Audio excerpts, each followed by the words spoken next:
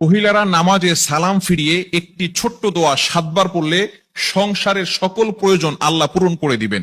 মনে রাখবেন, আমাদের মা বোনরা যারা আছেন তারা অনেকেই কিন্তু সংসারের ভিতরে সুখ চান, শান্তি চান, এবং বিশেষ করে অনেক সময় স্বামীর অবস্থা খুব ভালো থাকে না।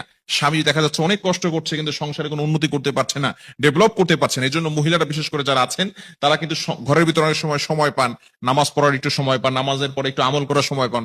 যেহেতু পুরুষরা বাহিরে থাকে, সকালবেলা বের হয় আর অনেক রাত্রে চলে আসে, এবং বিশেষ করে অনেক কষ্ট তারা বাহিরে করে থাকেন।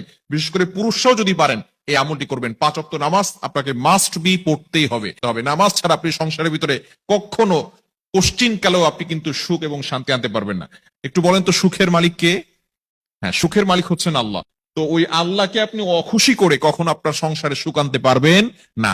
একমাত্র কাজ হচ্ছে নামাজ পড়া। নামাজ 5 ওয়াক্ত নামাজের পরেই এই ছোট্ট দোয়াটি পড়তে হবে। দোয়াটি হচ্ছে ইয়া কাদিয়াল হাজাত, ইয়া কাদিয়াল হাজাত।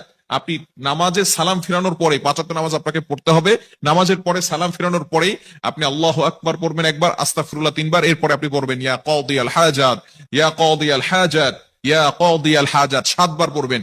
এভাবে যদি আপনি আমল করতে পারেন, ইনশাআল্লাহ আপনার ঘরে যত প্রয়োজন আছে, আপনি কেমন যেন আল্লাহ তাআলার কাছে প্রয়োজনের কথা বলতেছেন, যত প্রয়োজন আছে সকল প্রয়োজনগুলো আল্লাহ পাক রব্বুল আলামিন নিজে পূরণ করে দিবেন। বিশেষ করে নামাজের পরে দোয়া করলে দোয়াগুলো কবুল হয়। আমরা অনেকে দোয়া করতে চাই না, অনেকে আমল করতে চাই না। নামাজ পড়ার পরেই অনেকে আছে নামাজ পড়ে, নামাজ পড়ার পরেই কিভাবে যত তাড়াতাড়ি মসজিদ থেকে বের হওয়া যায় এটা অনেকে করে। খবরদার, আপনি কিছু আমল করার চেষ্টা করবেন, ইনশাআল্লাহ আল্লাহ তাআলা সংসারের ভিতরে সুখ শান্তি বৃদ্ধি করে দিবেন, প্রয়োজনগুলো আল্লাহ তাআলা মিটিয়ে দিবেন। আমাদের অনেক প্রয়োজন আছে, অনেকে অভাবের ভিতরে আছেন, অনেকে কষ্টের ভিতরে আছেন, ঘরের ভিতরে শান্তি নাই, শান্তির প্রয়োজন।